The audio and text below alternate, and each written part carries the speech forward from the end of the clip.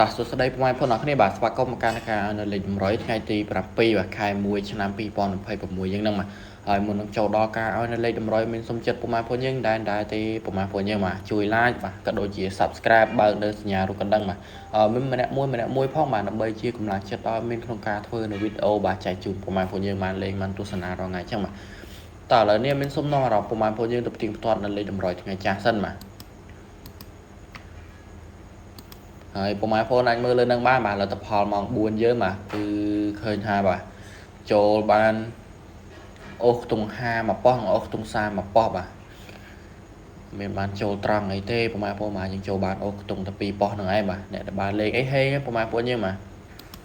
លើមានសុំបាទដូរដាក់នៅលទ្ធផលម៉ោង6ផ្ទៀងផ្ទាត់ចែកជូនពុកម៉ែបងប្អូនយើងវិញម្ដងបាទដើម្បីកុំឲ្យពុកម៉ែបងប្អូនយើងរងចាំយូរអញ្ចឹងណាហើយពុកម៉ែបងប្អូនអាចមើលលើនឹងបានបាទលទ្ធផលម៉ោង6យើងគឺបាទចូលបាន78ត្រង់តែម្ដងបាទចូលបាន78ត្រង់អានឹងចូលអូខ្ទង់50មួយប៉ោះទៀតបាទហើយមានឲ្យ21វាមក12សេតយកមកពុកម៉ែបងប្អូនបាទតែអីទេយើងបាន2ប៉ោះនេះដែរបាទតោះឥឡូវបាទមានសុំបាទដាក់នៅលេខតម្រុយថ្ងៃថ្មីជូនពុកម៉ែបងប្អូនយើងតែម្ដងទៅបាទដើម្បីកុំឲ្យពុកម៉ែបងប្អូនយើងចាំយូរអញ្ចឹងណាថ្ងៃទី7ហើយបាទមានអរគុណច្រើនខ្លាំងមែនតើបាទសម្រាប់អ្នកដែលបានបាទចូលមើលបាទនៅវីដេអូរបស់ admin មួយនេះបាទ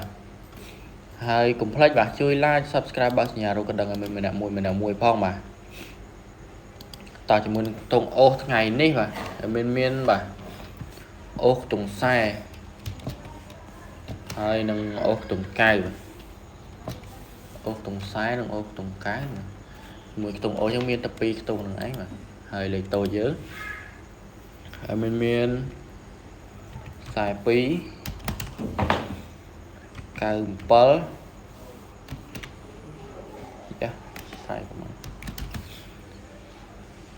ល42 97 24ហើយនឹងបាទ